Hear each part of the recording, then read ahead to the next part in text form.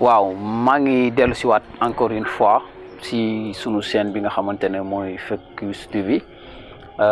tey nag dañ ma dalal pour juste que ñu wax ci immigration clandestine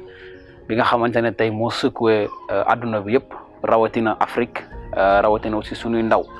plus particulièrement fii sunu dëkk muy Sénégal di leen wax ni immigration clandestine dafa jël ampleur bu mag a mag tey ci mim réew. Parce que gis nañu depuis que pandémie bi ba mu dugg see ba léegi gis nañu économiquement dëkk yu su bëri que ça soit les pays européens et particulièrement africains ils ont été touchés par la baisse économique, la baisse de la bourse. te tey doon na ay jafe-jafe yoo xamante ne nii tey képp koo xamante ne yaa ngi ci entreprise wala yaa ngi liggéey affaire bi laal na la.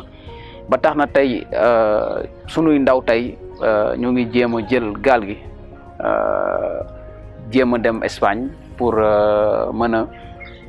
a dimbali seen i njaboot dimbali ñu leen wër tey immigration clandestine nekk na loo xamante ne nii tey métti na trop parce que tu vois des jeunes yoo xamante ne nii ay xale lañu ay ndaw lañu jël gaal gi dem tukki dee ci géej. Après bàyyi leur famille dans le désarroi loolu nekkul loo xamante ne nii dañ koy rafetlu vraiment métti na nag ñun ñëpp xam nañ ñu ne Afrique sax laay wax métti na trop rawatina fii suñu dëkk bi nga xamante ne mooy Sénégal parce que boo xoolee taux de chômage bi tey dafa gën a évoluer dafa gën a yokk da ngay gis tey ay diplômés des gens qui sont diplômés qui ne travaillent pas stage bu wax sax mënuñu koo am. Les entreprises dañ leen di exploiter dañ lay signaloo ay 3 mois nga pare 3 mois ñu yokkal la beneen 3 mois ça fait 6 mois ñu bàyyi la nga dem après duñ la signaler un CDI doo am sax CDD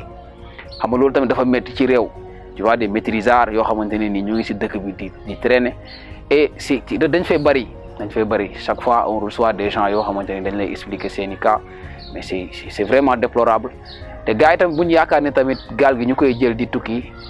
c'est juste ay pêcheurs wala yu demee noonu mais non gaal gi ñu fay dem du ay pêcheurs kese tu peux pas avoir 480 personnes wala plus de 500 personnes et dire que c'est tous des pêcheurs mais non am na ay étudiants am na ay nit yoo xamante ne nii ñu ngi liggéey beneen domaine lañ nekk c'est des gens yoo xamante ne nii jàng nañ boo xoolee tey au niveau de la pêche ak licence de pêche yu gars yi di joxe aussi tamit gars yi dañ ci am ay jafe-jafe lool.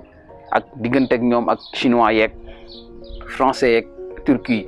gars yi dañ si am ay jafe-jafe lool parce que gars yi dañ leen di marquer seen i territoire dañuy dem des fois licence yi ça coûte cher te dañ leen di wax foo yem fii ngay nappee amoo droit nappee fii ak jafe-jafe yu ñuy rencontrer ak bateau tubaab yi si voilà ay problème la yoo xamante ne nii yu jafe yu difficile à régler yoo xamante ne nii poussé na tey jeunesse bi tey.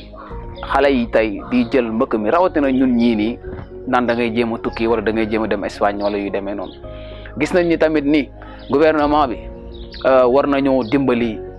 trop la jeunesse sénégalaise parce que métti na quoi qu'on puisse dire c'est très difficile de vivre avec ces conditions de vie munoo jàng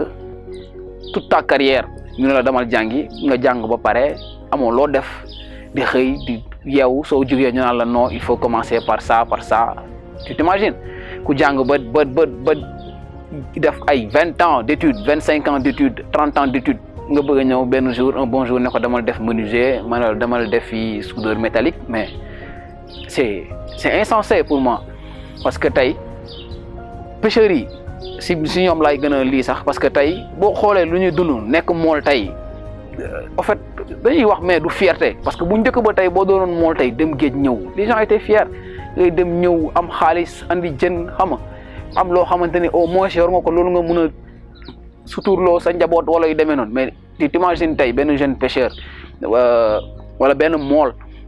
bu am 20 ans commencé nekk si liggéey boobu noonu dem ba am par exemple 50 voire 60 ans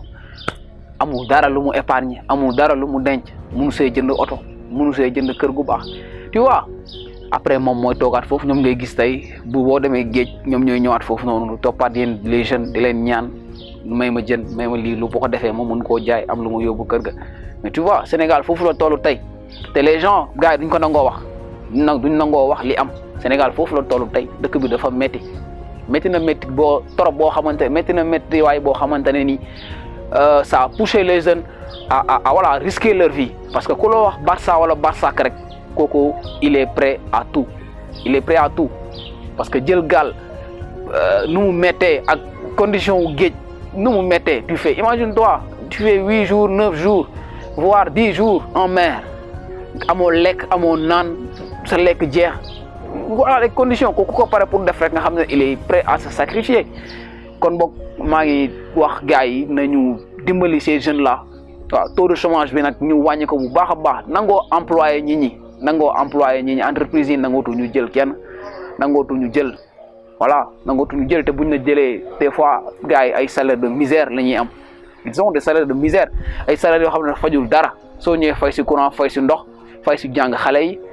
et puis surtout nga commencé waat à zéro di si dawaat xam nga tey àdduna bi fu mu toll tey ku wax gouvernement rek nga xam ne dafa am rôle bu muy jouer ci jeunesse am parce que dañuy topp naan ndaw ñi dem leen ngeen liggéey ndaw ñi dem leen ngeen ut xëy mais boo nee ndaw ñi ut leen xëy wala ndaw ñi dem leen xëy dafa fekk yow nga ibbil leen seen loxo ne leen kat xëy yaa ngi nii kaa leen xëy sénégalais ñàkkul fayda sénégalais xeebul dara parce que damay dégg des fois ñuy joxe exemple si tey sama mbokku guinéens yi gars yi di joxe exemple des fois si ñoom naan waaw damay dégg si plateau yi gars naan non xoolal guinéens yi bu ñu ñëwee fii xeebuñu dara nangam na mais ñun sénégalais yi ngay gis nii ñi dem Europe di dem en France en Espagne en Italie partout en Europe nga yaakaar ne liggéey yu ñu fa nekkee dañ koy xeeb tu vois un éboueur sénégalais en France day xeeb liggéey bu muy fay parce que dañ kaa teg si ay conditions yu leer kenn du ko bundu xatal kenn du ko li day liggéey normalement il gagne bien sa vie fii ngay gis tey plateau yi gars yi di toonal sénégalais yi sénégalais yaa fuusul de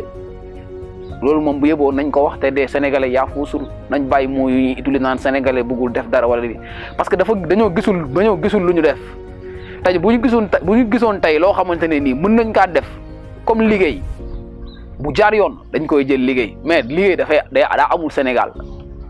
liggéey daa amul Sénégal balaa nga kaa xam rek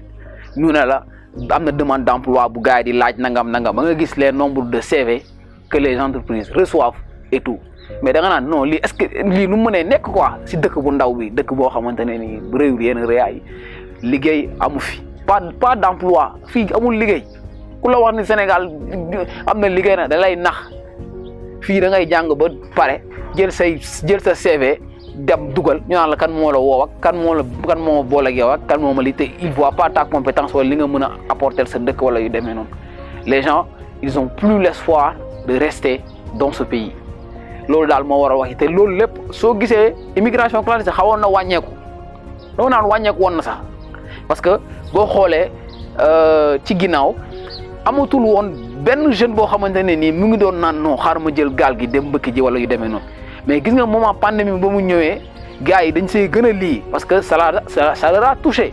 parce que amatuñu xëy amatuñu dara lépp luñ doon def arrêté nañ ko boo xoolee marchand ambulant yi ay Sandaga yi affaire yëpp gars yi arrêté nañ seen liggéeyatuñu ñenn ñi ñibbi nañ seen dëkk ñenn ñi ñoom ñooy jël seen xaalis as tuut bu ñu dajale fay ko gaal risquer seen vie pour essayer dem Europe pour avoir une meilleure vie. tey boo xoolee rafetlu ma immigration clandestine bi nga xamante ne ndaw yi sénégalais ñu ngi koy def pour jéem a dem tukki métti na trop c'est des risques parce que c'est des risques c'est péril ku jël tey gaal traverser océan bi nu mu ngandee noonu ñëpp nga traverser ko pour dem pour li mais tamit loolu lépp comme nu mu koy waxee rek état daf see am wàll bu mu si war a jouer sànq moom laa développé donc rafetlu ñu ko benn yoon bu ñu sañoon ndaw ñi dañuy toog ci dëkk bi am fi liggéey tedd fi teral fi seen i waajur teral fi seen i ñooñ ak seen i dëkkandoo mais dama lay wax comme ni mu koy waxee rek les chances sont minimes ici loolu moo tax tey ndaw ñi di jéem a traversé maa ngi dégg benn instant xaw ma kan benn lii naan immigration clandestine dañ ko war a criminaliser mais si voilà c'est des paroles yoo xamante ne nii ku am xalaat am xel dëgg waru ko sax utiliser comment se fait-il que nit joxoo ko liggéey defoo dara lii mu dem tukki yow ku risquer sa vie jël gaal dem tukki dem bugg a tukki yow kooku boo criminaliser tey lii di immigration clandestine kooku ban sens la am amul benn sens ngay criminaliser ay comment dire encore di criminaliser immigration clandestine lenn daal laa xamante ne nii mooy une solution na état bi def de sorte que wàññi taux de chômage bi di jël nit ñi ñu liggéey parce que emploi yi ñuy tudd chaque jour à la télé nous avons fait ça nous avons fait ceci am nañ ay emploi nangam où sont les concernés ñan ñoo si concerné ak ñan ñoo yor liggéey yooyu noonu amul je dirais que c'est voilà c'est fictif dañ koy naxee nit ñi nii rek bon man li ma mën a wax ñoo xamante ne nii tey ñoo dem ci gaal yi bon risquer pour une meilleure vie yàlla def yàlla suturaal leen tey ñu dellu si waat si seeni loxo njaboot dañ leen di ñaan juste parce que métti na quoi métti na trop nga dem dellu si waat après psychologiquement ça va t'affecter sûrement ça va t'affecter parce que métti na da ngay gis tey ku dem tey ñëwaat tàkkalikook sagoom wala muy délirer tout le temps ma lay wax ni gis nga rôle état tey parce que jeunes yooyu noonu nga gis tey ñoom ñu xëy dem jël pirogue yi dem ñëwaat normalement dañaa waroon am ay psychologues yu leen suivre parce que dès l'instant que ñu jël leen récupérer leen andi leen ci réew mi dañoo war a am ay psychologues yu leen war a topp même bu dee 10 jours dañu ni téye xool leen xool seen comportement moralement parce que moralement duñ tranquille nañu waxante dëgg moralement duñ tranquille seen nelaw rek day mouvementé da ngay dégg ñuy waxtu di wax ay affaires yoo xamante ne nii si voilà nga xam ne ñii sonn nañ mais amul gars yi dañuy ñëw ñu bàyyi leen seen i bopp après ñu toog si télé yi di wax da nga leen di gis sax yow da nga leen di yërëm en fait da nga leen di yërëm parce que da ngay xam ne ñii psychologiquement des na quoi il faut ñu récupérer leen yóbbu leen si ay psychologue bu ko defee ñoo ñu toog ak ñoom di waxtaan ak ñoom di leen delloosiwaat pour ñu mun a intégrer waat société bi loolu daal laa gis comme solution di wax di jaale aussi njaboot ñi nga xamante ne tey seen i doom des nañ si géej gi di leen masawu di leen di naan aussi nañu muñ tamit métti na trop parce que quel que soit alpha dem bu ñu doon dem noonu pour teral seen i waajur la pour essayer situation bu ñu nekk noonu mën see génn mën a avoir une meilleure vie comme tous les autres loolu daal laa amoon lu may wax di ñaan aussi chef de l'État mu gën a yokku taxawaayam si emploi des jeunes bu ko defee jeunes yi seen xel du nekk si jël gaal gi pour tukki ba képp koo xamante ne nii ku si bëgg a tukki wala dem Europe pour une meilleure vie quel que soit alpha nga jaar si yoon yoo xamante ne nii ay yoon yu légal la loolu daal moo nekkoon sama mot de la fin fii si Focus TV.